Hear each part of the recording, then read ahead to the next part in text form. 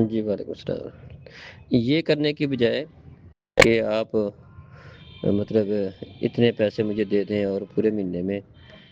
تو اب اس کی اتنی بچت ہو نہ ہو اس سے قطع نظر، تو یہ اس کی بجائے یہ طریقہ کار اختیار کریں کہ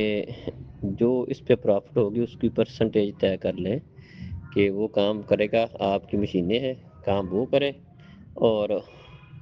اس کے اوپر جو آمدنی ہو، خرچہ ورچہ نکال کر جو آمدنی ہو اس کو آپ طے کر لیں، بھی آدھا میرا آدھا اس کا، یا جو بھی آپ مطلب یہاں پر مرو چلتا ہے سسٹم۔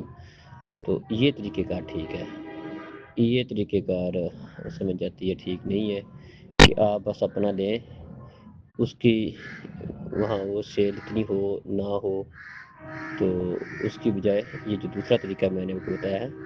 یہ آپ کریں اس کے اوپر۔ السلام علیکم۔